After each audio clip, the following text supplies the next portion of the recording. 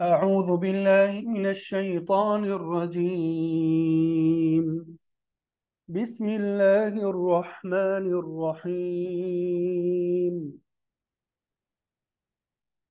ألف لام را. تلك آيات الكتاب الحكيم.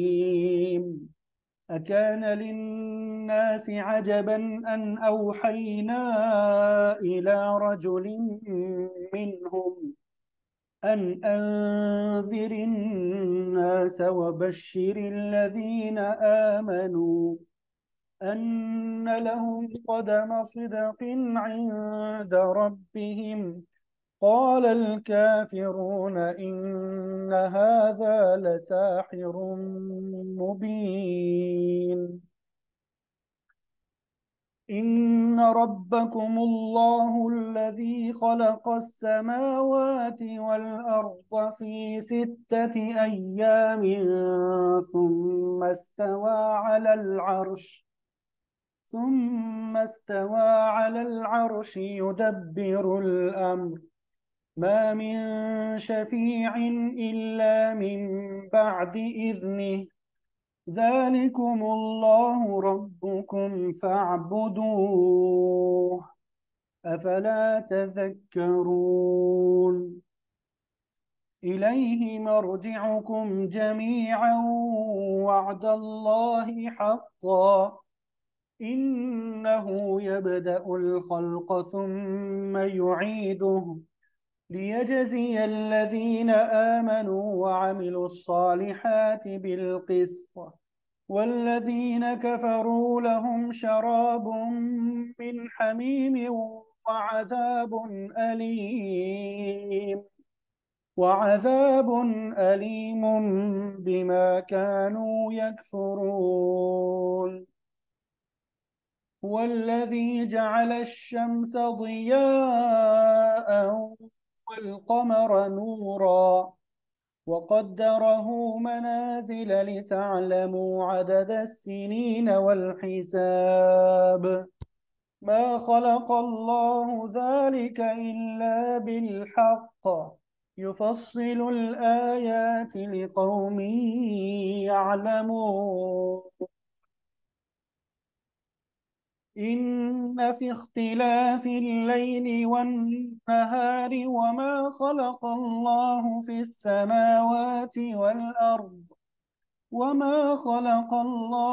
السماوات والأرض لآيات لقوم يتقون. إن الذين لا يرجون لقاءنا ورضوا بالحياة الدنيا واطمأنوا بها والذين هم عن آياتنا غافلون أولئك مأواهم النار بما كانوا يكسبون. إن الذين آمنوا وعملوا الصالحات يهديهم ربهم بإيمانهم تجري من تحتهم الأنهار في جنات النعيم. دعواهم فيها سبحانك اللهم وتحيتهم فيها سلام. وآخر دعواهم أن الحمد لله رب العالمين. صدق الله العظيم.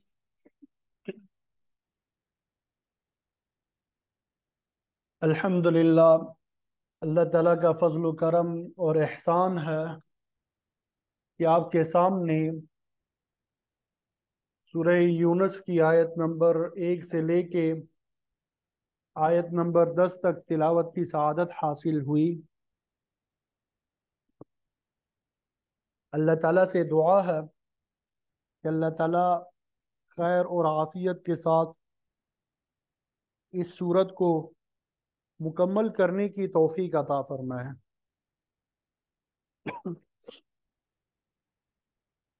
और कुरान मजीद के अहकामात पे अमल करना हमारे लिए आसान बनाए।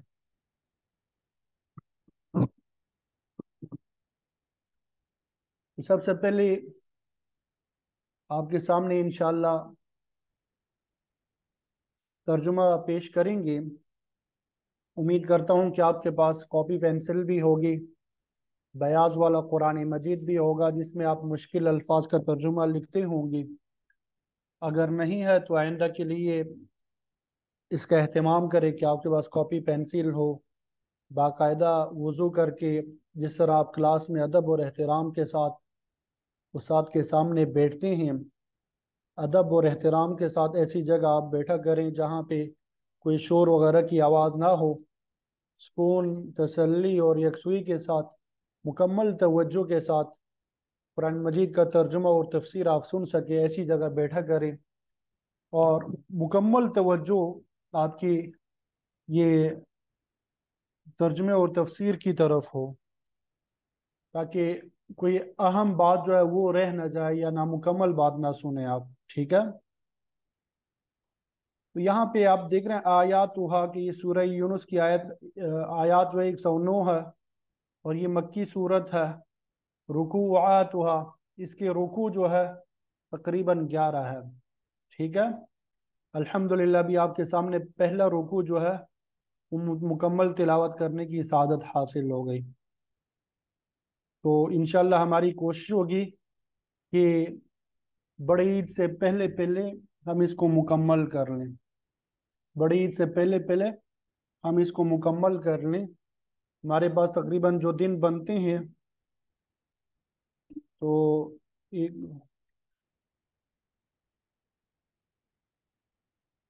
8 से 10 दिन बनते हैं तकरीबन।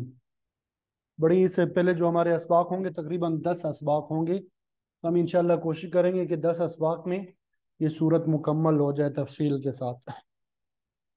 अलिफ लाम रा, अलिफ लाम रा ये हरूफ मुक़त्तआत है। इसका तर्जुमा अल्लाहु अअलमु बिमुरादिही बिज़ालिक, अल्लाह ताला ही इसकी मुराद जानते हैं। तिलका आयातुल किताबिल हकीम, ये जो है आयातु आयतें हैं, अल किताब व किताब की, अल हकीम जो कि हिकमत वाली है। अल हकीम का माना हिकमत वाली। अकाना, दो अल्फाज, एक हमजा है और एक काना है। अ का माना होता है क्या, काना इसका माना होता है क्या है, लिन्नासी लोगों के लिए। यहाँ पे भी दो अल्फाज हैं, एक लाम के नीचे जेर, इसका माना होता है के लिए, अन्नास लोगों, क्या है लोगों के लिए, क्या है लोगों के लिए। अजबन बाइस तअज्जुब, अन ये के औहैना, औहैना हमने वही की, इला, इला का माना होता है तरफ,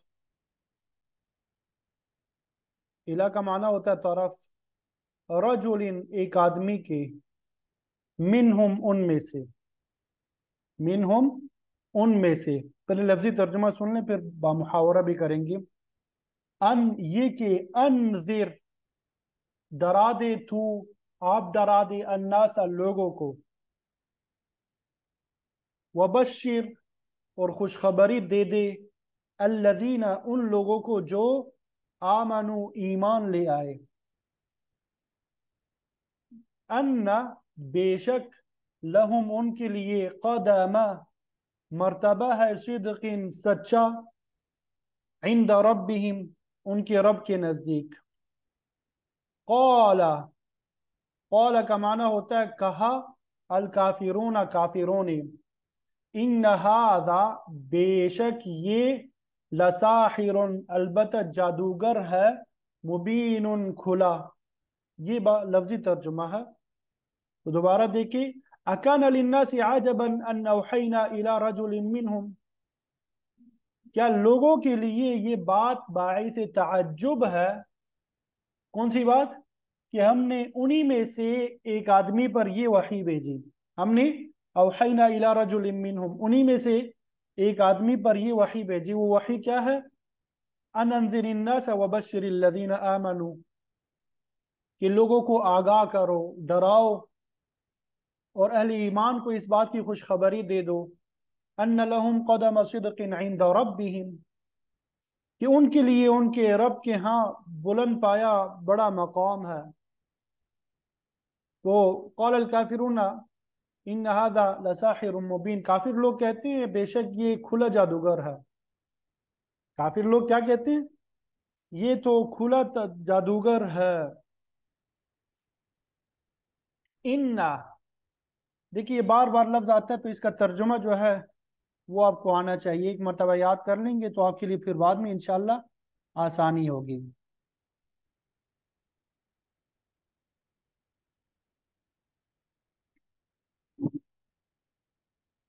ان، بے شک، ربکم، تمہارا رب، اللہ، اللہ تعالی ہے، الذی، جس نے خلق، پیدا کیا، السماوات، آسمانوں کو، والارض، اور زمین کو، فی ستت ایام، فی کا معنی ہوتا ہے میں، ستت ایام، 6 دنوں میں، ثم، پھر، استوا، متوجہ ہوا، علی العرش، عرش کی طرف یا عرش پر، یا پھر عرش پہ قائم ہوا. یدبر، وہ تدبیر کرتا ہے، الامر، معاملے کی، وہ تدبیر کرتا ہے، انتظام کرتا ہے. تدبیر کا معنی ہوتا ہے انتظام کرتا ہے معاملے کی. ما، نہیں ہے، من شفیع، کوئی سفارش کرنے والا. ما من شفیع، نہیں ہے کوئی سفارش کرنے والا، الا، مگر، من بعد اذن، اس کی اجازت کے بعد. یعنی جو بھی سفارش کرتا ہے اس کی اجازت کے بعد، ان کی اجازت کے بغیر کوئی نہیں کر سکتا. ذالکم اللہ ربکم فاعبدوا، ذالکم، وہی تمہارا، اللہ، اللہ تعالی، ربکم، تمہارا رب ہے، فاعبدوہ، تو تم اس کی عبادت کرو. فا، اس کا معنی ہوتا ہے تو، اعبدو، عبادت کرو تم ہو اس کی. یہ فاعبدوہ 3 الفاظ ہے، ایک فا ہے اور پھر درمیان میں اعبدو اور پھر آخر میں ہو، ہا ضمیر ہے. ٹھیک ہے، تو حمزہ جو ہے اعبدو وصلی ہے، اس کو درمیان میں گرا دیا. عربک گرامر اگر آپ نے پڑھی ہوگی تو یہ امر کا صیغہ ہے، سمجھ میں آ جائے گا. ٹھیک ہے، فاعبدوہ، تو عبادت کرو تم اس کی. افلا تذکرون، تو کیا نہیں تم نصیحت حاصل کرتی؟ افلا تذکرون، تو کیا تم نصیحت حاصل نہیں کرتے؟ دوبارہ دیکھیں ترجمہ کہ ان ربکم اللہ الذی خلق السماوات والارض فی 6 ایام، بے شک تمہارا رب وہ اللہ ہے جس نے آسمانوں اور زمین کو 6 دن میں پیدا کیا، اور پھر وہ معاملات کی تدبیر کرتا ہوا عرش پہ قائم ہوا. اس کی اجازت کے بغیر کوئی سفارش نہیں کر سکتا. وہی اللہ تمہارا رب ہے، تم اسی کی عبادت کرو. کیا تم نصیحت حاصل نہیں کرتے؟ الیہ، اسی کی طرف. الیہ اصل میں الہ اور ہاتھ ان 2 الفاظ سے مل کے بنا ہے، الہ اور ہا. تو الیہ، اسی کی طرف، مرجعکم، مرجع، لوٹنا ہے، کم، تمہارا، جمیعا، سب کا، یعنی اسی کی طرف تم سب کو لوٹ کر جانا ہے. وعد اللہ، اللہ تعالی کا وعدہ، حقا، سچا ہے. وعد اللہ حقا، اللہ تعالی کا وعدہ سچا ہے. انہو، بے شک وہ، یبدأ الخلق، پہلی مرتبہ پیدا کرتا ہے. یبدأ، بدأ، یبدأ کا معنی ہوتا ہے ابتدا کرنا، پہل کرنا. ٹھیک ہے، یبدأ وہ پہل کرتا ہے پیدا کرنے کی، یعنی پہلی مرتبہ پیدا کرتا ہے. ثم پھر یعیدہ اعاد یعید اعادتاً اعادہ کرنا لوٹانا، پھر وہ دوبارہ اسے لوٹائے گا. کس کو لوٹائے گا؟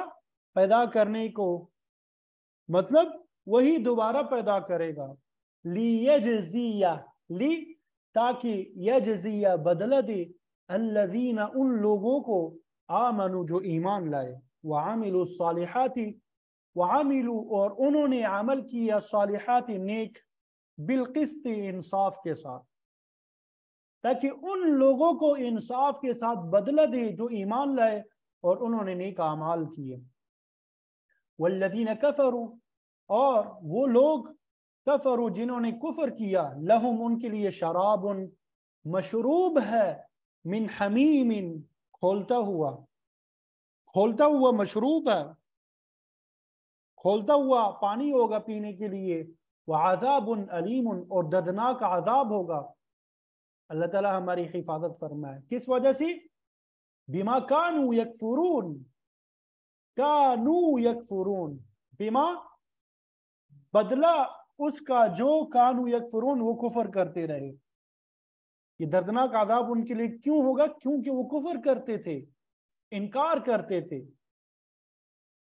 یہ کانوا یکفرون، کانوا یہ پاسٹ ٹینس ہے، فعل ماضی اس کو کہتے ہیں. یکفرون یہ پریزنٹ ٹینس ہے جس کو فعل مضارع کہتے ہیں.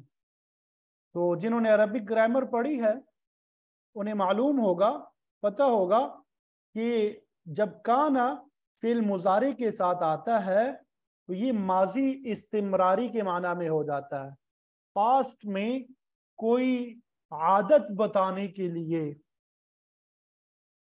یہ استعمال ہوتا ہے. کانوا یکفرون یعنی کفر کرنا ان کی عادت تھی، تو ان کے کفر کی عادت کی وجہ سے اللہ تعالیٰ انہیں کھولتا ہوا پانی پینے کو دے گا اور دردناک عذاب دے گا.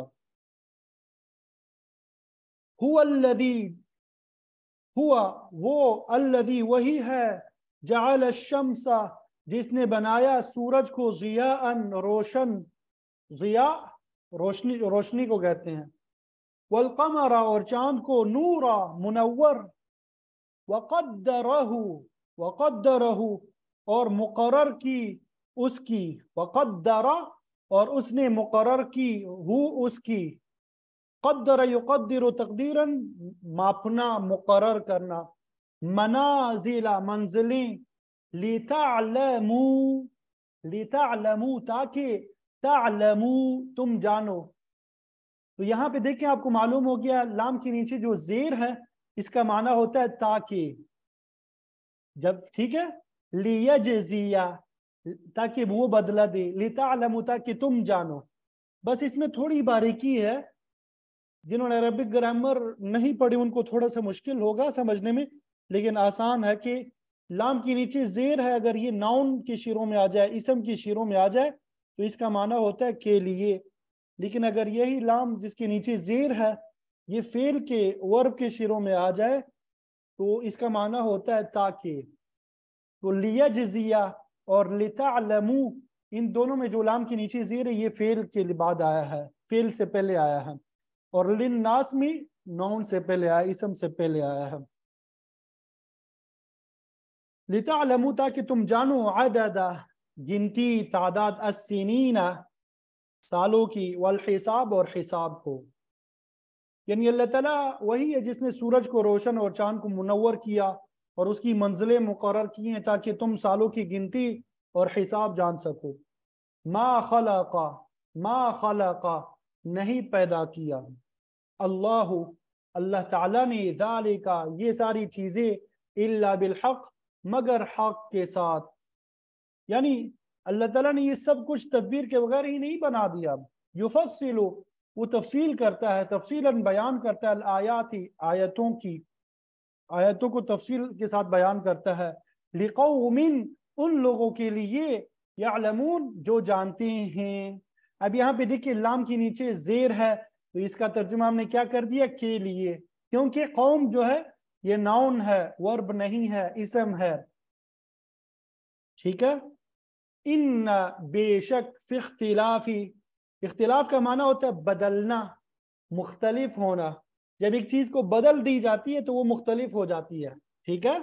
اختلاف کرنا مطلب آپ کی اوپینین جو ہے، آپ کی رائے جو ہے وہ دوسرے سے مختلف ہے، اس وجہ سے اس کو بدلنا کہتے ہیں. ان فی اختلاف اللیل والنہار، لیل رات کو کہتے ہیں، نہار دن کو کہتے ہیں، کہ بے شک رات اور دن کے بدلنے میں، وما اور جو خلق پیدا کیا اللہ اللہ تعالیٰ نے، فی السماوات آسمانوں میں، والارض اور زمین میں، لآیات، لا لام کے اوپر زبر ہے، اس کا معنی ہوتا ہے البتہ، آیات آیتیں ہیں، نشانیاں ہیں، لقوم ان لوگوں کے لیے، یتقون جو ڈرتے ہیں. ٹھیک ہے. ان بے شک الذین وہ لوگ جنہوں نے، جو لا یرجون امید نہیں رکھتے، لا یرجون جو امید نہیں رکھتے، رجا امید کو کہتے ہیں. عربی میں ہم کہتے ہیں ارجو ان تکونوا بخیر وعافیہ، میں امید کرتا ہوں کہ آپ خیر اور عافیت سے ہوں گے. لا یرجون وہ امید نہیں رکھتے، لقاءنا، لقاءنا دو الفاظ، ایک لقاء اور ایک نا. لقاء کا معنی ہوتا ہے ملاقات، نا ہماری، لقاءنا ہماری ملاقات کی. یعنی وہ لوگ جو ہماری ملاقات کی امید نہیں رکھتے، ورضوا اور وہ راضی ہو گئے، بالحیات الدنیا حیات زندگی، الدنیا دنیا کی، دنیا کی زندگی پہ وہ راضی ہو گئے. وطمئنوا، وطمئنوا اور مطمئن ہو گئے وہ سب، بہا اسی پر، بہا ای بالحیات الدنیا دنیا کی زندگی پر. والذین اور جو لوگ ہم، جو لوگ جو ہے، عن آیاتنا ہماری آیتوں سے، ہماری آیتوں کے بارے میں، غافلون بے خبر لوگ ہیں. یعنی بے شک وہ لوگ جو ہم سے ملاقات کی امید نہیں رکھتے، دنیا کی زندگی پہ ہی راضی اور اسی پہ مطمئن ہو گئے ہے، اور جو لوگ ہماری آیتوں سے غافل ہیں، اولئک یہی لوگ، مأواہم، مأوا ٹھکانے کو کہتے ہیں، ہم ان کا ٹھکانہ نار جہنم ہے. یہی وہ لوگ ہیں جن کا ٹھکانہ جہنم ہے. بما کا، بما اس کے بدلے میں جو، کانو یکسبون وہ کماتے رہے تھے. یہ میں نے پہلے بھی بتا دیا، کانو یکفرون یعنی ان اعمال کے بدلے میں وہ جو کرتے تھے، یعنی انہی لوگوں کا ٹھکانہ جہنم ہے، ان اعمال کے بدلے میں وہ جو کیا کرتے تھے. ان الذین بے شک وہ لوگ، آمنو جو ایمان لائے، وعملوا الصالحات اور انہوں نے نیک اعمال کیے، یہدیہم یہدی ہدایت دے گا، ہم انہیں، ربہم ان کا رب، بایمانہم ان کے ایمان کی وجہ سے. یہاں پہ با لفظ ہے، ایمان ہے اور ہم ہے، تین الفاظ ہے. با کا معنی کی وجہ سے، تعلیل کے لیے. یہ با جو ہے اس کو با حروف جارہ میں سے مختلف معانی کے لیے استعمال ہوتا ہے. الصاق کے لیے آتا ہے، تعلیل کے لیے آتا ہے، مصاحبت کے لیے آتا ہے. کبھی کے ساتھ کے معنی میں ہوگا، کہیں بدلے کے معنی میں ہوگا، جیسے بما کانوا یکسبون میں بھی با ہے بدلے کے معنی میں. یہاں پہ تعلیل کے لیے، کی وجہ سے، ان کے ایمان کی وجہ سے، کہ ان کا رب انہیں ہدایت دے گا ان کے ایمان کی وجہ سے. تجری بہتی ہوں گی، من تحتہم ان کے نیچے سے، الانہار، الانہار نہریں، فی جنات النعیم، فی جنات نعیم، جنات النعیم میں، نعمتوں کے باغات میں وہ ہوں گے. دعواہم، دعوا پکار، ہم ان کی پکار جو ہے، فیہا اس میں، یعنی جنات میں، باغات میں، ان کی پکار کیا ہوگی؟ سبحانکا تو پاک ہے، اللہم اے اللہ. یعنی وہاں ان کی پکار صرف یہی ہوگی کہ اے اللہ آپ ہر عیب سے پاک ہیں، وَتَحِيَّتُهُمْ، اور ان کا تحفہ فیہا، اس میں یعنی جنت میں، سلام ہوگا، ان کا باہمی تحفہ سلام ہوگا.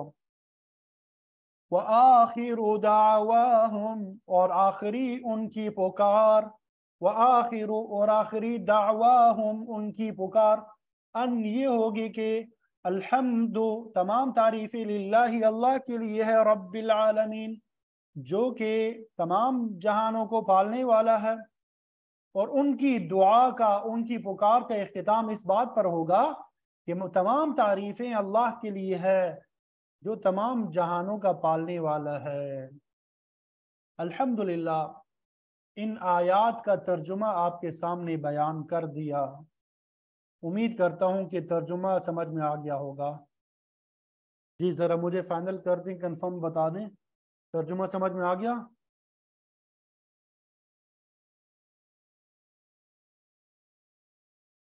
ترجمے میں کوئی مشکل تو پیش نہیں آئی انشاءاللہ؟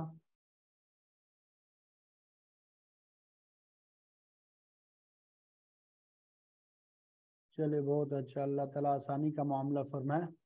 اگر کوئی لفظ سمجھ میں نہیں آیا، کوئی مشکل پیش آئی ہے، تو اب بھی آپ توجہ سے سنیے گا. اب جب انشاءاللہ تفسیر بیان کریں گے، اس میں دوبارہ بھی آتا ہے، دوبارہ بھی ہم ترجمہ کرتے ہیں.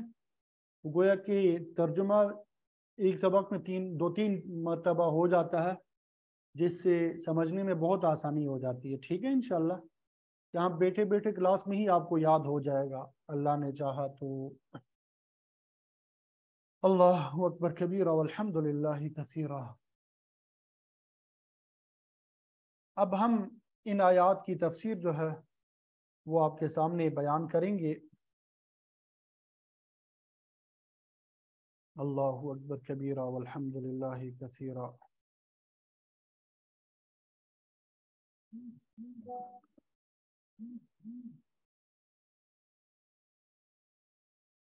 جی،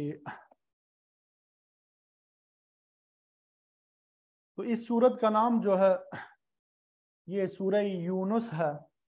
ٹھیک ہے، اور اس کے آخر سے پہلے رکوع میں اللہ تعالیٰ نے حضرت یونس علیہ السلام کی قوم کی نافرمانی اور ایمان لانے کا مختصراً تذکرہ کیا ہے. اسی مناسبت سے اس سورت کا نام جو ہے سورہ یونس ہے. اور اس سورت کا ایک نام الف لام را بھی ہے، الف لام را بھی ہے. اور یہ سورت کا جو پہلا لفظ الف لام را اسی سے نکالا گیا ہے. تو یہ سورت جو ہے مکی زندگی کے آخری دور میں نازل ہوئی، تو اس وجہ سے یہ مکی سورت کہلاتی ہے. تقریباً 109 آیات پہ مشتمل ہے اور 11 رکوع پر.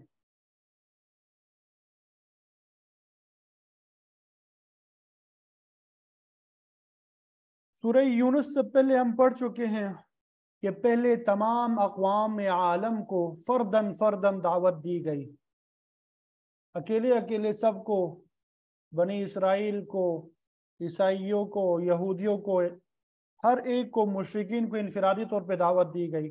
پھر اس کے بعد سورہ انفال میں مجبوری کے طور پہ جنگ آنے پر اس کے احکام بتائے گئے، یعنی باطل کی پوجا کرنے والوں کو حق پرست بنانا اور حق پرستوں کو، حق پہ چلنے والوں کو نقصان سے بچانا. اور پھر اس کے بعد سورہ توبہ میں اعلان جنگ بھی ہو چکا.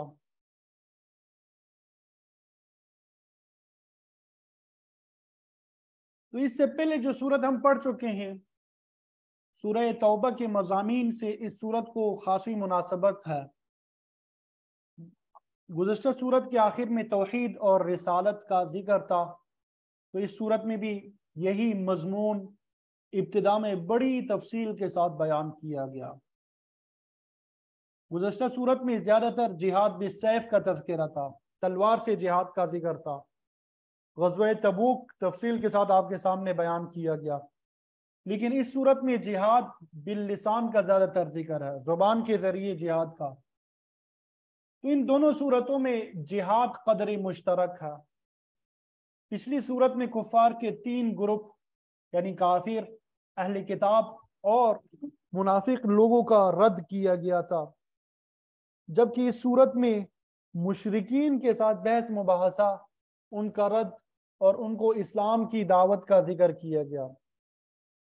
تو گویا سورہ یونس ایک تو توحید اور شرک کا مسئلہ تفصیل سے اس میں بیان کیا گیا، دوسرا مسئلہ آپ صلی اللہ علیہ وسلم اور دیگر انبیاء کی نبوت اور رسالت کو تفصیل سے بیان کیا گیا، نبوت اور رسالت پہ شکوک اور شبہات کا اظہار کرنے والوں کے اعتراضات کا مدلل جواب دیا گیا، اور پھر تیسرا معاد، میم عین الف دال، معاد یعنی قیامت کا ہے، کیونکہ قیامت جو ہے یہ بھی ایمان کے اجزاء میں سے ایک اہم جز ہے، تو اس میں قیامت کا ذکر بھی تفصیل کے ساتھ ملے گا۔ اور اس کے علاوہ اس صورت میں سابقہ قوموں کے حالات، انبیاء کی دعوت، ان کی اقوام کا رد عمل اور پھر ان کا انجام بیان کر کے اللہ تعالیٰ نے عبرت حاصل کرنے کی تلقین کی ہے۔ ان واقعات میں فرعون اور اس کی قوم کا خاص واقعہ بطور خاص بیان کیا گیا، اور اس صورت کا سب سے اہم موضوع جو ہے دعوت الی القرآن ہے، قرآن کی طرف دعوت دینا۔ جس طرح آپ ماشاءاللہ ایک دوسرے کو قرآن کی طرف دعوت دیتے ہیں کہ تفسیر کی کلاس سے آ جائے، تو اس صورت کا اہم موضوع بھی دعوت الی القرآن ہے۔ اللہ تعالیٰ نے اس کی صداقت اور حقانیت کو واضح کر کے اس کے پروگرام کی طرف دعوت دی ہے، اس مضمون کو وضاحت کے ساتھ بیان کیا گیا، توحید کے عقلی اور نقلی دلائل پیش کر کے شرک کا رد کیا گیا۔ جس طرح آپ سب کو معلوم ہے کہ مکی صورتوں میں زیادہ تر بنیادی عقائد کا ذکر کیا جاتا ہے، تو یہ مکی صورت ہے، اس میں بھی بنیادی عقائد پہ گفتگو کی گئی ہے۔ اس صورت کی ابتدا حروف مقطعات سے ہوتی ہے، اور حروف مقطعات میں بھی الف لام را سے اس کا آغاز ہوتا ہے۔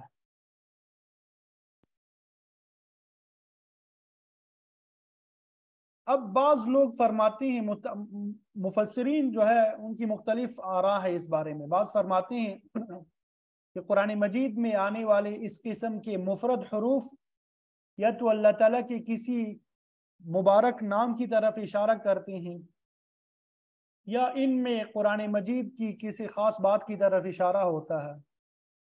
مثلا بعض مفسرین مختلف حروف کی مختلف تشریح کرتے ہیں، مثلا کہ ال سے اللہ مراد ہے اور را سے اللہ تعالیٰ کی رحمت کا اظہار ہوتا ہے، تو گویا الف لام را کا مطلب یہ ہے کہ اللہ تعالیٰ فرماتا ہے اے میرے بندو دیکھو میں نے تمہاری ہدایت اور رہنمائی کے لیے اپنی رحمت کے ساتھ کتنا اچھا کلام نازل فرمایا ہے۔ بعض مفسرین فرماتے ہیں کہ را کا اشارہ اللہ تعالیٰ کی صفت رحمان کی طرف ہے، اور پورا مطلب یہ ہے ان اللہ الرحمن، میں تمہارا اللہ ہوں جو رحمان بھی ہوں، اور یہ میری رحمت کے کرشمے ہے کہ تمہاری ہدایت کے لیے ایک رسول برحق کو بھیجا، ایک کتاب بھی نازل فرمائی، تمہارے لیے تمام ظاہری اور باطنی لوازمات زندگی مہیا فرمائے۔ اس صورت میں آگے آئے گا کہ اللہ تعالیٰ نے انسان کو کتنے عظیم انعامات سے نوازا ہے۔ بعض یہ بھی کہتے ہیں کہ را سے رؤیت مراد ہے، اور اس طرح معنی یہ بنتا ہے ان اللہ ارا، یعنی میں تمہارا اللہ ہوں جو تمہاری ہر حرکت کو دیکھ رہا ہوں۔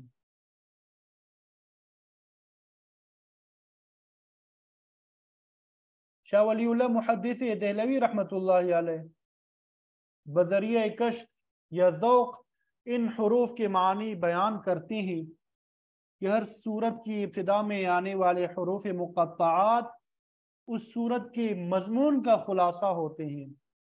ان حروف کو دیکھ کر صورت کی اندرونی حقیقت سمجھ میں آ جاتی ہے۔ فرماتے ہیں کہ ہم لفظ قاضی کا استعمال کرتے ہیں تو اس کا پورا مفہوم سمجھ میں آ جاتا ہے کہ یہ ایک ایسی شخصیت کا ذکر ہے جس کی یہ اہلیت ہوتی ہے، وہ فلاں کام انجام دیتا ہے۔ اسی طرح ہم بی اے، ایم اے یا پی ایچ ڈی کا لفظ بولتے ہیں تو ان الفاظ کے معانی اور مفہوم کی پوری حقیقت ہمارے ذہن میں ہوتی ہے۔ تو اسی طرح شاہ صاحب فرماتے ہیں کہ حروف مقطعات سے بھی مخفی حقائق، پوشیدہ حقائق کی نشاندہی ہوتی ہے۔ تو وہ اپنی کتاب الخیر الکثیر میں لکھتے ہیں کہ الف لام را میں مقامات انبیاء کی طرف اشارہ ہے کہ اللہ کے نبی اس دنیا میں آ کر ہمیشہ شرور کے ساتھ متصادم رہتے ہیں۔ مشرک، کافر، منافق، دہریے اور دیگر باطل عقیدے والے اور بے دین لوگ دین حق کی مخالفت پہ کمر بستہ رہتے ہیں۔ انبیاء علیہم السلام ان کے مقابلے میں اللہ تعالیٰ کے سچے دین کو پیش کرتے ہیں۔ تو فرماتے ہیں کہ الف لام را میں حق اور باطل کے اسی تصادم کی طرف اشارہ ہے۔ لیکن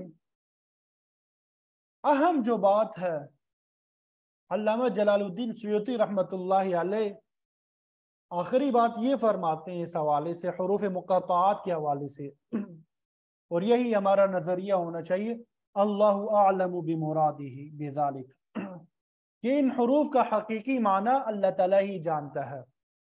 ان حروف کا حقیقی معنی کون جانتا ہے؟ اللہ تعالیٰ ہی جانتا ہے۔ ہمارا عقیدہ یہی ہونا چاہیے، آمنا بہی، کہ ہم اس پر ایمان لائے ہیں۔ اللہ تعالیٰ کی نزدیک ان حروف کی جو بھی مراد ہے وہ برحق ہے، ہمارا اس پہ ایمان ہے۔ یہی راستہ جو ہے سلامتی والا ہے، زیادہ تفصیل میں جانے کی ضرورت نہیں ہے۔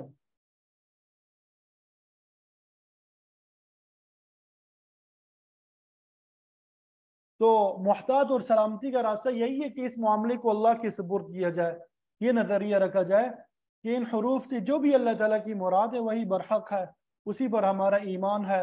اللہ تعالیٰ کے تمام رموز کو جاننا نہ ممکن ہے اور نہ ہمارے لیے ضروری ہے۔ قرآن مجید میں بعض چیزیں، بعض آیات محکم ہے، بعض متشابہ ہیں۔ متشابہات پر صرف ایمان لانا ضروری ہے، جبکہ محکمات پر ایمان لانے کے علاوہ ان پہ عمل کرنا بھی ضروری ہے۔ اور جہاں کہیں شک و شبہ پڑ جائے تو ایسی باتوں کو محکمات کی روشنی میں سمجھنے کی کوشش کرنی چاہیے۔ اگر ہم صرف متشابہات ہی کے پیچھے پڑے رہیں، ان کو کریدنے کی فضول کوشش کرتے رہیں، تو گمراہ ہونے کا خطرہ ہے۔ بعض لوگ متشابہات کو غلط معنی پہنا کر ہی گمراہ ہوئے۔ تو قرآن مجید کی آیات اور الفاظ کو غلط معنی دینے والے لوگ پہلے زمانے میں بھی موجود تھے اور آج ہمارے معاشرے میں بھی موجود ہے۔ جگہ جگہ آپ کو لوگ نظر آئیں گے اور وہ اپنے مقصد کے مطابق ترجمہ وغیرہ بیان کرتے رہیں گے۔ اس لیے ہمیں ان متشابہات کے پیچھے نہیں پڑنا چاہیے۔ شاہ ولی اللہ محدث دہلوی رحمۃ اللہ علیہ فرماتے ہیں کہ جب کوئی بات اللہ کے نبی سے قطعی طور پہ پایہ ثبوت کو پہنچ جائے تو اس پہ عمل کرنا چاہیے، چاہے وہ چیز ہماری عقل میں آئے یا نہ آئے، ہمارا فرض ہے اس پہ ایمان لانا۔ تو الف لام را، یہ ساری تفصیل اس کے بارے میں آپ کو بتائی۔ تلک آیات الکتاب الحکیم، یہ حکمت والی کتاب کی آیتیں ہیں۔ قرآن مجید کی طوال یعنی لمبی صورتوں والا حصہ پچھلی صورت پہ ختم ہو چکا۔ طوال کا معنی ہوتا ہے لمبی صورت، لمبی صورت ہے۔ تو سورہ توبہ پہ اس کا حصہ جو ہے ختم ہو چکا ہے۔ اب اس صورت مبارکہ سے دوسرا حصہ مثانی شروع ہو رہا ہے۔ مثانی، میم سا الف نون یا، یہ حصہ جو ہے 14ویں پارے میں سورہ نحل تک جائے گا، اور اس کے بعد مئین، میم حمزہ یا نون، مئین، میم کے نیچے زیر، مئین صورتیں شروع ہو جائیں گی۔ ٹھیک ہے؟ بہرحال آیت مبارکہ میں لفظ آیات سے مراد اس صورت کی آیتیں بھی ہو سکتی ہے اور قرآن مجید کی مطلق آیات بھی مراد لی جا سکتی ہے۔ تو فرمایا یہ اس کتاب کی آیتیں ہیں جو حکیم ہے۔ حکیم کا مطلب محکم بھی ہو سکتی ہے، یعنی وہ کتاب جو محکم، مضبوط اور پکی ہے۔ سورہ بینہ کے الفاظ ہے فیہا کتب قیمہ، یہ بہت مضبوط اور واقعے کے مطابق کتاب ہے جس میں تغیر اور تبدل کا کوئی امکان نہیں۔ اس کے تمام واقعات، اوامر اور نواہی تحریف سے بالکل پاک ہے، یہ عقل سلیم اور فطرت کے عین مطابق ہے، ان میں غلطی کا کوئی امکان نہیں ہے۔ یہ آیات انسان کی کامیابی کے لیے بہترین پروگرام پیش کرتی ہے، اس کے تمام احکامات قیامت تک کے لیے فائدہ مند ہے۔ اب کوئی پیغمبر یا کوئی ایسی کتاب نہیں آئے گی جو ان احکامات کو منسوخ کر سکے۔ گویا یہ محکم کتاب کی اٹھل آیتیں ہیں۔ اور کتاب حکیم کا مطلب حکمت والی کتاب بھی ہو سکتا ہے، حکمت والی کتاب بھی ہو سکتا ہے۔ اس کتاب کی ساری تعلیم حکمت سے بری ہوئی ہے۔ قرآن مجید نے حکمت اور دانائی کا مکمل کورس فراہم کیا۔ سورہ بقرہ میں موجود ہے وَمَن يُؤْتَ الْحِكْمَةَ فَقَدْ أُوتِيَ خَيْرًا كَثِيرًا، جسے حکمت عطا کی گئی اسے بہت بڑی بلائی عطا کر دی گئی۔ اللہ تعالی ہمیں نصیب فرمائے۔ حکمت کا معنی فہم اور دانش کی باتیں، گویا یہ حکمت، یہ کتاب جو ہے حکمت اور دانائی کی نہایت عمیق اور دقیق باتوں پہ مشتمل ہے۔ اس میں جہالت، کمزوری یا غلطی والی کوئی بات نہیں ہے۔ یہ ایسی کتاب ہے جس کی صداقت کا حتمی اعلان ہو چکا ہے۔ اس صورت میں قرآن مجید کی حقانیت اور صداقت کو بطور خاص بیان کیا گیا۔ پھر آگے دوسری آیت میں رسالت کی طرف بھی اشارہ ہے، اور تیسری آیت سے توحید کی حقیقت کو ظاہر کیا گیا، اور پھر اس کے بعد متفرق مضامین بھی آئیں گے۔ تو قرآن مجید کی حقانیت کے بیان کے بعد دوسری آیت میں رسالت کی طرف اشارہ ہے۔ اکان للناس عجبا، کیا یہ بات لوگوں کے لیے تعجب انگیز ہے، باعث تعجب ہے؟ ان اوحینا الی رجل منہم، کہ میں ان میں سے ایک مرد کی طرف وحی ہم نے بھیجی ہے۔ استفہامی انداز میں فرمایا اکانا، کیا یہ کوئی قابل اعتراض بات ہے؟ سوال کیا جا رہا ہے۔ روایات میں آتا ہے کہ مشرکین آپ صلی اللہ علیہ وسلم کی نبوت کو تسلیم نہیں کرتے تھے۔ کوئی آپ کو شاعر کہتا، کوئی کاہن کہتا، کسی نے دیوانگی اور افتراء کا الزام لگایا، نعوذ باللہ من ذالک۔ مشرکین کا نظریہ یہ تھا کہ اگر نبوت ملنی تھی تو مکے کی کسی بڑے آدمی کو ملتی۔ ابو الحکم یعنی ابو جہل بڑا آدمی ہے، مغیرہ بڑا دولت مند ہے، لاکھوں اشرفیوں کی تجارت ہے، بڑے جانوروں کا مالک ہے، بڑے لونڈی اور غلام اس کے پاس موجود ہے، نبوت کا حقدار تو وہ ہے۔ وہ یہ بھی کہتے تھے کہ طائف کی بستی میں سردار جو ہے مسعود، جو بڑے بڑے سرمایہ دار ہے، جن کی مالی حالت بڑی اچھی ہے، نبوت تو ان کو ملنی چاہیے تھی۔ بھلا محمد جیسے غریب آدمی کو یہ شرف کیسے حاصل ہو سکتا ہے؟ اس اعتراض کا جواب اللہ تعالیٰ نے قرآن مجید میں مختلف انداز سے دیا۔ اہم یقسمون رحمت ربک، کیا یہ مشرک تیرے رب کی رحمت کی تقسیم کرنے والے ہیں؟ اہم یقسمون، کیا یہ مشرک تقسیم کرتے ہیں رحمت ربک، تیرے رب کی رحمت؟ یہ لوگ مال و دولت، جاہ و اقتدار کو معیار رسالت قرار دے رہے ہیں، حالانکہ اللہ تعالیٰ بہتر جانتا ہے کہ اس منصب جلیلہ کا مستحق کون ہے۔ یہ تو اللہ تعالیٰ کے علم میں ہے کہ اس نے فرائض نبوت سے عہدہ برا ہونے کے لیے صلاحیت اور استعداد کس شخصیت میں رکھی ہے۔ اخلاق کی بلندی، علم کا کمال، باطنی کیفیات کا عروج جو نبی کی ذات میں ہوتا ہے وہ کسی دوسرے شخصیت میں نہیں ہوتا۔ تو نبوت کے انتخاب میں اللہ تعالیٰ کا فیصلہ ہی اعلیٰ اور ارفع ہوتا ہے۔ نبوت کے ساتھ رجل کا لفظ قرآن مجید میں بکثرت استعمال ہوتا ہے، اوحینا الی رجل۔ اس کا مطلب یہ کہ اللہ تعالیٰ نے نبوت کا تاج ہمیشہ مردوں کے سر پہ رکھا ہے۔ رجل کا معنی ہوتا ہے مرد، کسی عورت کو نبوت کا منصب عطا نہیں کیا گیا۔ اللہ تعالیٰ کی حکمت کا تقاضا یہی ہے کہ عورتوں کے ذمے ہمیشہ آسان کام لگائے جاتے ہیں، جبکہ نبوت کا کام بڑا مشقت طلب کام ہے۔ البتہ نبوت کے بعد دوسرا بڑا درجہ صدیقیت کا ہے جو بعض عورتوں کو بھی نصیب ہوا۔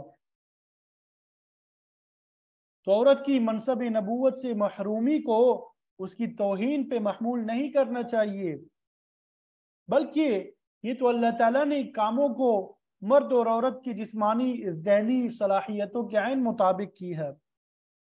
اللہ تعالیٰ نے عورت میں مشقت برداشت کرنے کا مادہ جو ہے مرد کی بنسبت کم رکھا ہے، اسی لیے ان کے فرائض نسبتاً کم محنت طلب ہے۔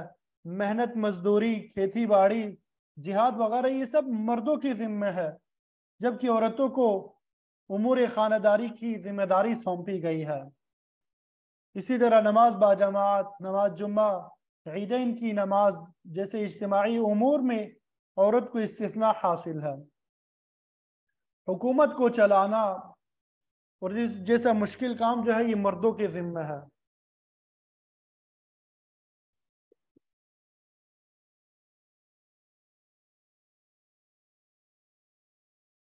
اور نظام حکومت میں عورتوں کو گھسیٹ کے لے جانا یہ انگریز کی سنت ہے، دہریوں کا طریقہ ہے۔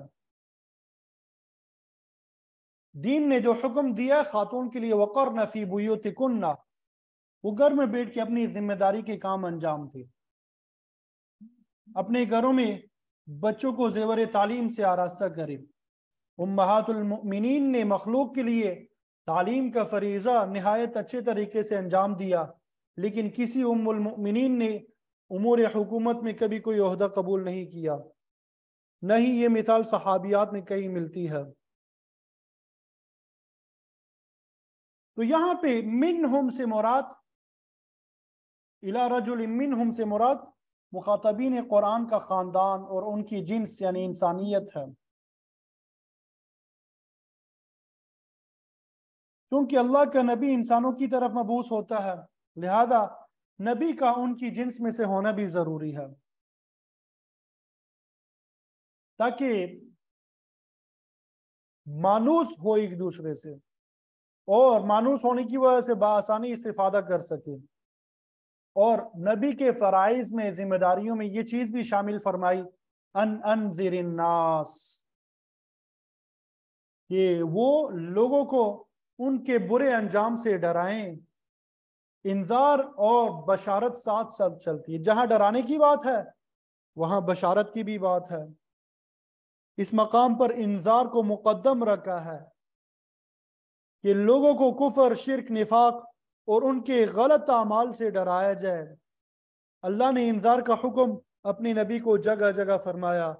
سورہ مدثر میں فرمایا قم فانذر، کھڑے ہو جائیں اور ان کو معصیت اور گناہ سے ڈرائے۔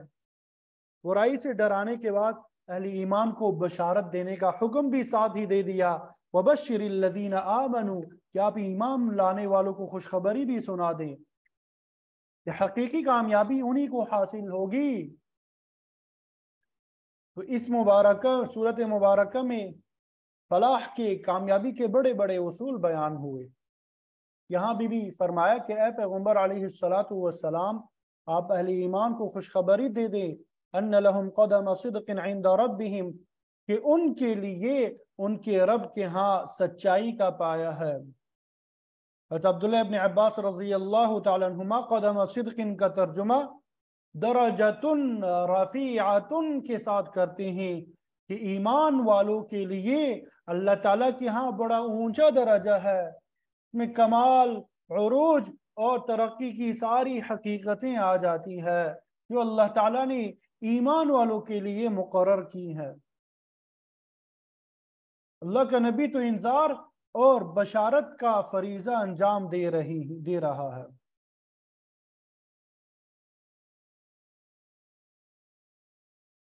برے عقیدے، برے اخلاق اور برے اعمال والوں کو ڈرا رہا ہے، اچھے عقیدے، اچھے اخلاق اور اچھے اعمال والوں کو جنت کی بشارت دے رہا ہے۔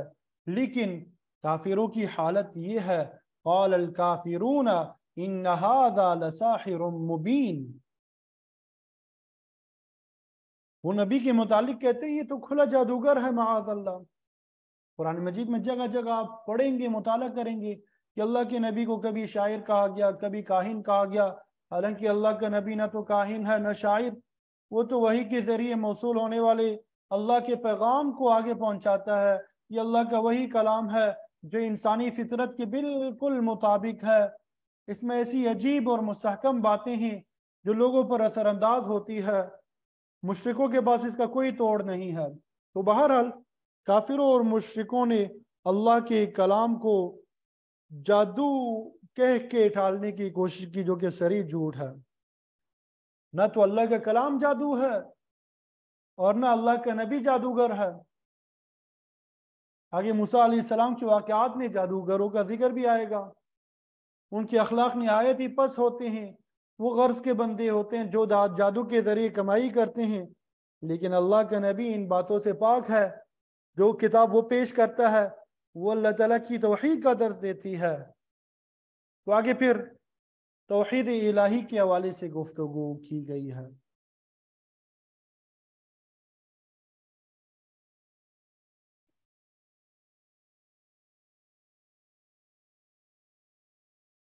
ان ربکم اللہ الذی خلق السماوات والارض،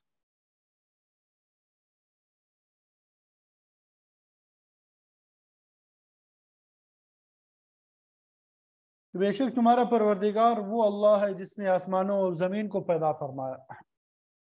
سب سے پہلے ربوبیت کی صفت بیان کی گئی، اور قرآن مجید میں اکثر مقامات پہ ایسا ہے کہ ربوبیت کی صفت کا تذکرہ کر کے الوہیت کا مسئلہ سمجھایا گیا۔ ہم دیکھتے ہیں کہ قرآن مجید کی ابتدا بھی صفت ربوبیت سے ہوئی ہے، الحمدللہ رب العالمین، اور اس کی انتہا میں یہی صفت ہے، قل اعوذ برب الفلق قل اعوذ برب الناس۔ ربوبیت کا مطلب کسی چیز کو بتدریج کمال تک پہنچانا، آہستہ آہستہ تدریج کے ساتھ کمال تک پہنچانا، اور یہ صفت اللہ تعالیٰ کے علاوہ کسی دوسری ذات میں نہیں پائی جاتی۔ اسی لیے فرمایا کہ تمہارا پروردگار وہ اللہ ہے جس نے آسمانوں اور زمین کو پیدا کیا فی ستۃ ایام، 6 دنوں کے وقفے میں۔ حضرت عبداللہ ابن عباس رضی اللہ تعالیٰ عنہ فرماتے ہیں کہ یہاں پر 6 دن سے مراد اس دنیا کے 6 دن نہیں ہے، بلکہ یہاں پہ دن سے مراد وہ دن ہے جو اللہ تعالیٰ کے ہاں شمار ہوتا ہے، اس کو آخرت کا دن بھی کہہ سکتے ہیں۔ اس دن کے متعلق سورہ حج میں اللہ تعالیٰ کا فرمان ہے، ان یوما عند ربک کالف سنۃ مما تعدون، تمہارے پروردگار کے ہاں ایک دن 1000 سال کے برابر ہے۔ تو اس طرح گویا کہ اللہ تعالیٰ نے ارض و سما کو، آسمان و زمین کو 6000 سال کے وقفے میں پیدا کیا۔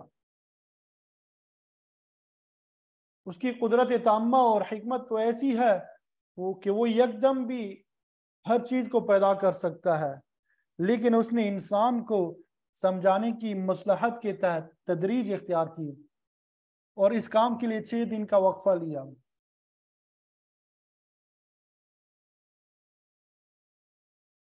حدیث شریف میں بھی آتا ہے التعودۃ من الرحمن والعجلۃ من الشیطان، کہ آہستگی رحمان کی صفت ہے جبکہ جلد بازی شیطانی فعل ہے۔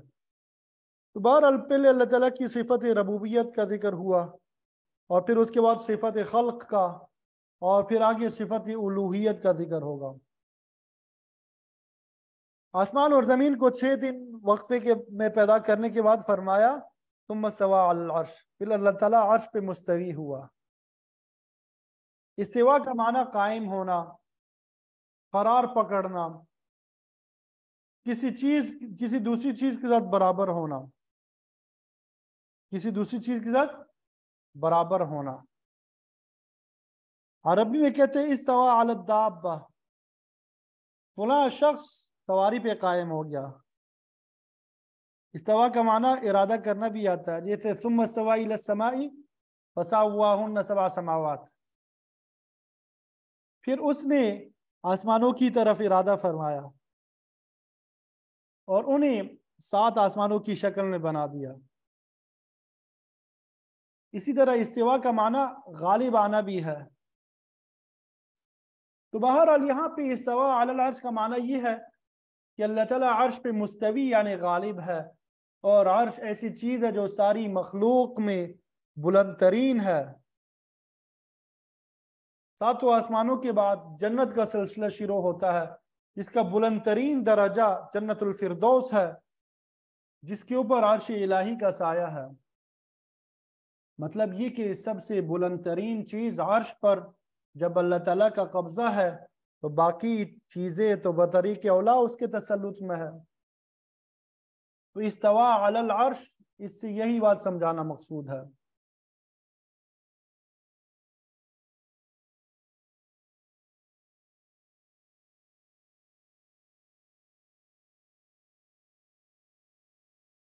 پھر اللہ تعالیٰ کی استوا علی العرش کی ذکر کرنے کے بعد فرمایا یدبر الامر، وہ معاملے کی تدبیر کرتا ہے۔ سورہ الف لام میم سجدہ میں ہے یدبر الامر من السماء الی الارض، وہ بلندیوں سے پستیوں تک ہر چیز کی تدبیر کرتا ہے۔ ظاہر ہے کہ ہر چیز کا تدبیر کرنے والا صرف اللہ تعالیٰ ہے، لیکن مشرک لوگ اس مسئلے میں بھی بہک جاتے ہیں اور شرک کا ارتکاب کرنے لگتے ہیں۔ اللہ تعالیٰ کی واجب الوجود اور خالق ہونے میں تمام مشرک بھی متفق ہے کہ واجب الوجود بھی وہی اللہ ہے، ہر چیز کا مالک بھی وہی اللہ ہے، لیکن جب تدبیر کی صفت آتی ہے تو پھر اس میں غیر اللہ کو بھی شریک کر لیتے ہیں اور کہتے ہیں کہ ہمارے معبود بھی ہے جو ہماری مرادیں پوری کرتے ہیں، ہماری سفارشیں کرتے ہیں۔ البتہ جو مخلص مومن ہے وہ تدبیر کو اللہ تعالیٰ کے ساتھ مخصوص کرتے ہیں کہ ذرے ذرے تک کی تدبیر صرف اللہ تعالیٰ ہی کرتی ہے، اللہ تعالیٰ کی ذات۔ شاہ ولی اللہ محدث دہلوی رحمۃ اللہ علیہ فرماتی ہیں کہ اللہ تعالیٰ کی 4 صفات درجہ بدرجہ کام کرتی ہے۔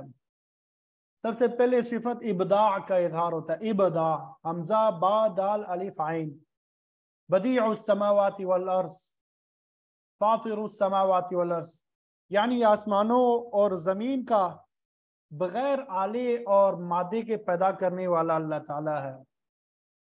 کسی چیز کو کسی دوسری چیز کے استعمال کے بغیر ایجاد کر دینا یہ اللہ تعالیٰ کی صفت ہے، تو یہ صفت ابداع ہے۔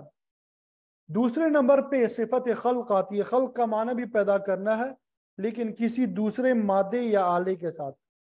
اللہ تعالیٰ نے آدم علیہ السلام کو مٹی کے مادے سے اور جنات کو آگ کے مادے سے پیدا فرمایا، یہ اس کی صفت خلق کا ظہور ہے۔ جب بعض چیزیں معرض وجود میں آ جاتی ہے تو پھر ان میں توازن قائم کرنے کے لیے، کسی کو کم کرنے کے لیے، کسی کو بڑھانے کے لیے، کسی کو زندگی دینے کے لیے، کسی پہ موت طاری کرنے کے لیے اللہ تعالیٰ کی تیسری صفت تدبیر کام کرتی ہے۔ تو ہر ذرے ذرے کی تدبیر اللہ تعالیٰ براہ راست کرتا ہے۔ جو اس صفت میں کسی کو شریک کرتا ہے وہ بھی مشرک بن جاتا ہے۔ اور پھر چوتھی صفت تدلی ہے، تا دا دال لام یا، جس کا مطلب یہ ہے کہ جب انسان کوئی پیدا ہوتا ہے تو اللہ تعالیٰ کی تجلی اعظم کا عکس اس کے قلب پہ پڑتا ہے، لیکن یہ کئی واسطوں کے ذریعے آتا ہے۔ تجلی اعظم کا اثر جو ہے عرش الہی پہ پڑتا ہے، نیچے امام نوعی انسان ہوتا ہے اس کے قلب پہ پڑتا ہے، اور پھر اس کے واسطے سے وہ اثر روح انسانی پہ پڑتا ہے۔ روحی انسان میں پھر بڑے بڑے مرکز ہوتے ہیں جن کے ذریعے اس کا اثر ہر انسانی قلب پہ پڑتا ہے. یہی وجہ ہے کہ مرنے کے بعد انسانی ذہن بہت تیز ہو جائے گا. اگر اس نے دنیا میں ایمان قبول نہیں کیا تو اس کو بڑا افسوس ہوگا کہ وہ ایمان سے کیوں محروم رہا. اس کے قلب پہ پڑنے والی تجلی اسے ستائے گی، ملامت کرے گی کہ دنیا میں رہ کے تم نے کیا کیا. ابتدا ہی سے ہر انسان کے قلب میں خدا شناسی کا بیج جو ہے وہ بویا ہوا ہے، جو تجلی اعظم کے ذریعے آتا ہے. تو بہرحال یہاں پہ فرمایا اللہ تعالیٰ معاملے کی تدبیر کرتا ہے، یعنی صفت تدبیر جو ہے اسی کے ساتھ خاص ہے. ما من شفیع الا من بعد اذنہ، کوئی سفارشی نہیں ہے مگر اللہ تعالیٰ کی اجازت کے بعد. یہود و نصارہ اور مشرکین نے سفارشی بنا رکھے ہیں جن کے متعلق ان کا عقیدہ ہے کہ اللہ تعالیٰ راضی ہو یا ناراض یہ سفارشی ہمارا کام ضرور کرا دیں گے، لیکن یہ باطل عقیدہ ہے، کیونکہ اللہ تعالیٰ کی اجازت کے بغیر کوئی کسی کی سفارش نہیں کر سکے گا. من ذا الذی یشفع عندہ الا باذنہ، آیت کرسی میں آپ نے پڑھا ہوگا کہ اللہ تعالیٰ کے نبی اور آپ صلی اللہ علیہ وسلم بھی سفارش کریں گے تو اللہ تعالیٰ کی اجازت سے کریں گے. اللہ تعالیٰ کی اجازت کے بغیر کسی کو سفارش کا حق نہیں پہنچتا.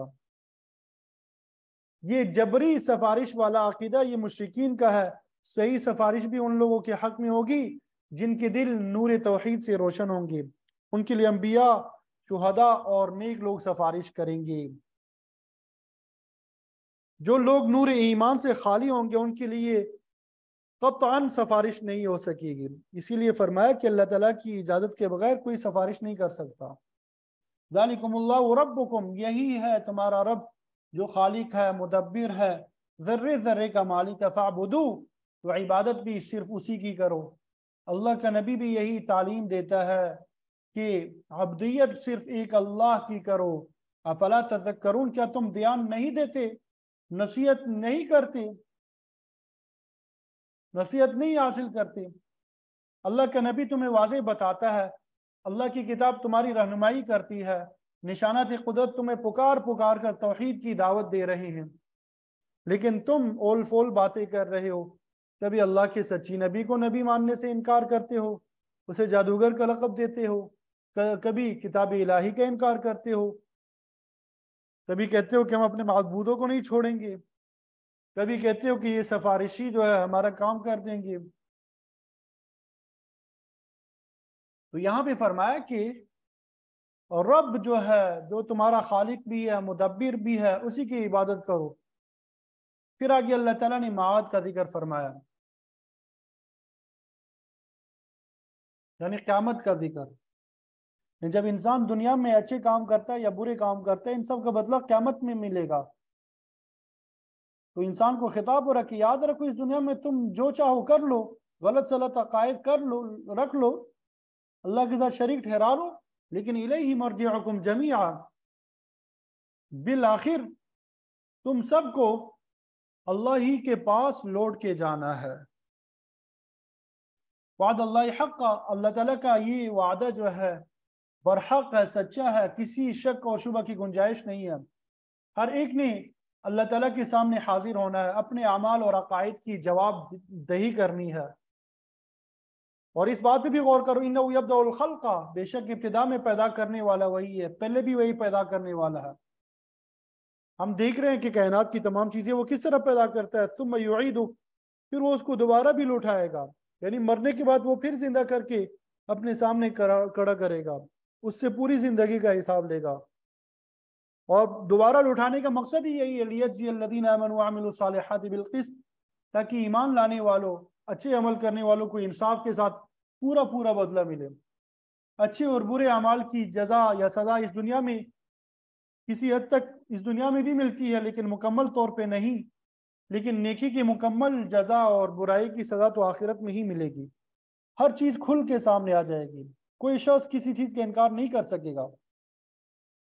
اس دنیا میں بعض چیزیں وہ تو پردے میں رہ جاتی ہے، دنیا کی عدالتوں سے غلطی ہو جاتی ہے، لیکن مالک الملک کی عدالت میں ہر چیز نکھر کے سامنے آ جاتی ہے. نہ تو کوئی دھوکہ ہوگا، نہ کوئی پوشیدہ چیز رہے گی. وہاں ہر عمل کا پورا پورا بدلہ مل کے رہے گا. اسی مقصد کی تکمیل کے لیے قیامت کا آنا برحق ہے اور یہ اللہ کا سچا وعدہ ہے۔ پھر اس کے بعد کفار کے انجام کے بارے میں بتایا گیا، والذین کفروا لہم شراب من حمیم وعذاب علیم بما کانوا یکفرون۔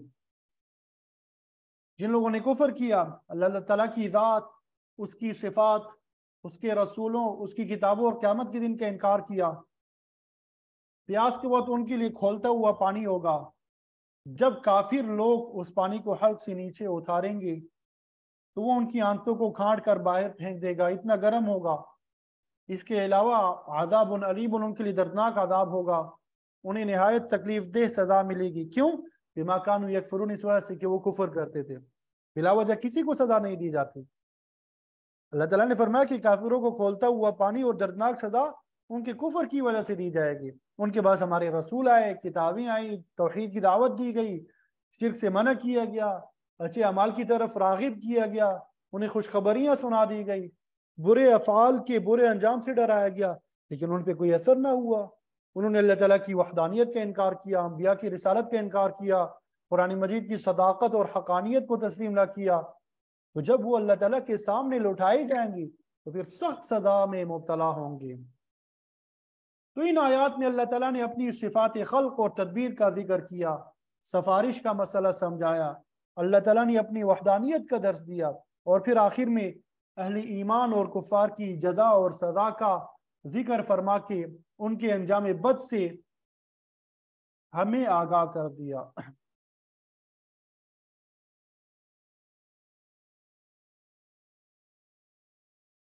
والذی جعل الشمس ضیاء والقمر نورا، اللہ تعالیٰ کی ذات وہی ہے جس نے سورج کو چمکدار بنایا، چاند کو روشن بنایا۔ اس کائنات میں نہ صرف انسان بلکہ ہر جاندار سورج اور چاند سے مستفید ہو رہا ہے۔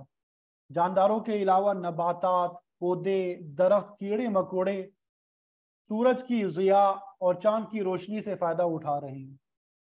نظام شمسی میں سب سے بڑا سیارہ جو ہے وہ سورج ہے۔ اللہ تعالیٰ نے اس میں اتنی روشنی اور حرارت رکھ دی ہے جو پورے نظام کے لیے کافی ہے۔ اسی طرح چاند کی دھیمی اور ٹھنڈی روشنی ایک طرف انسانوں کے لیے روشنی مہیا کرتی ہے تو دوسری طرف پھلوں میں مٹھاس پیدا کرنے کا سبب بنتی ہے۔ اللہ تعالیٰ نے ان میں ایسی خاصیت رکھی ہے کہ یہ انسان کی خدمت پر مامور ہے۔ اللہ تعالیٰ نے سورج کے لیے ضیاء کا لفظ استعمال کیا، جس کی روشنی تیز اور گرم ہوتی ہے۔ چاند کو نور فرمایا، اس کی روشنی مدھم اور میٹھی ہوتی ہے۔ اس نظام شمسی نے اللہ تعالیٰ نے سورج کی روشنی کو مستقل حیثیت دی ہے، جبکہ باقی سیاروں کی روشنی سورج سے مستعار ہوتی ہے۔ چاند اور دیگر سیارے بذات خود روشن نہیں ہے، بلکہ سورج کی روشنی جب ان پہ پڑتی ہے تو وہ بھی روشن ہو جاتے ہیں۔ چاند کا مشاہدہ ہر روز کرتے ہیں، جب سورج کی روشنی چاند پہ پڑتی ہے تو پھر اس کی شعاعیں جو ہے زمین تک بھی پہنچتی ہے۔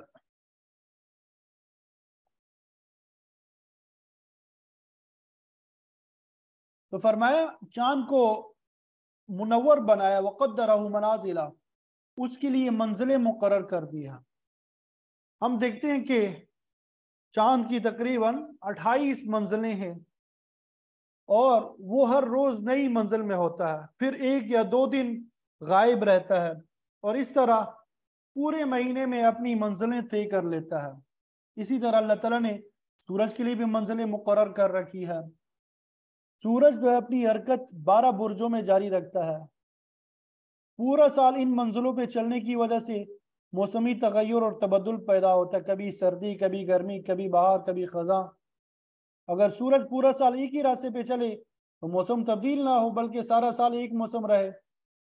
لیکن اللہ تعالیٰ نے اپنی خاص حکمت کے تحت سورج کی منزلیں بھی مقرر کر دی ہے، جس کی وجہ سے انسان مختلف موسموں میں مختلف ضروریات حاصل کرتا ہے۔ اور یہ کس لیے؟ لِتَعْلَمُوا عَدَدَ السِّنِينَ وَالْحِسَابَ، تاکہ تم اس کے ذریعے سے سالوں اور حساب کتاب وغیرہ جو ہے وہ جان سکو۔ رات اور دن کا نظام بھی اللہ تعالیٰ نے ان سیاروں کی گردش کے ساتھ منسلک رکھا ہے۔ ایک دن اور ایک رات کی تکمیل پہ 24 گھنٹے شمار ہوتے ہیں، اور پھر ایک ایک دن کر کے مہینوں، سالوں اور صدیوں کی گنتی جو ہے معلوم کر لی جاتی ہے۔ اگر دن رات کا تغیر اور تبدل نہ ہو تو پھر تقویم جو ہے اس کو معلوم کرنا ممکن ہی نہ ہو۔ تمام کاروبار، عبادات کا نظام دن رات کے ساتھ ہی منسلک ہے۔ دن کے وقت آدمی کام کر کے تک جاتا ہے تو رات کو آرام کر کے اگلے دن کے لیے پھر تیار ہو جاتا ہے۔ تو اللہ تعالیٰ نے اس نظام میں بڑی مصلحت رکھی ہے، تو فرمایا کہ چاند اور سورج کو تمہارے تقویم اور حساب کا ذریعہ بنایا۔ آپ صلی اللہ علیہ وسلم کا ارشاد بھی ہے کہ اللہ کی اچھے بندے وہ ہے جو سورج اور چاند کی نقل اور حرکت سے اوقات معلوم کر کے اللہ کی عبادت کا اہتمام کرتے ہیں۔ گویا عبادت کا تعلق بھی اللہ تعالیٰ نے اس سورج اور چاند کے ساتھ منسلک کر دیا ہے۔ ما خلق اللہ ذلک الا بالحق، اللہ تعالیٰ نے جو کچھ بھی اس میں پیدا کیا ہے حق کے ساتھ پیدا کیا ہے۔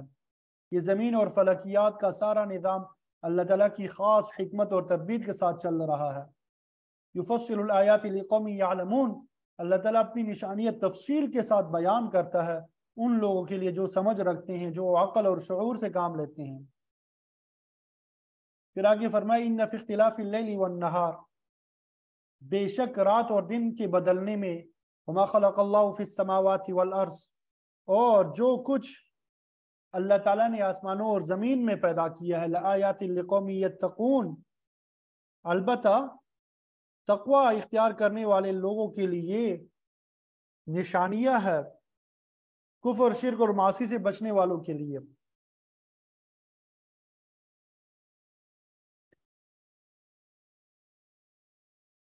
پھر اس کے بعد معاد کا دوبارہ ذکر فرمایا گیا، ان الذین لا یرجون لقاءنا، بے شک وہ لوگ جو ہماری ملاقات کی امید نہیں رکھتے، انہیں اس بات کا یقین نہیں ہے کہ مرنے کے بعد پھر زندہ ہونا، اللہ تعالیٰ کی بارگاہ میں حاضر ہو کے اپنے ہر عمل کا جواب دینا ہے۔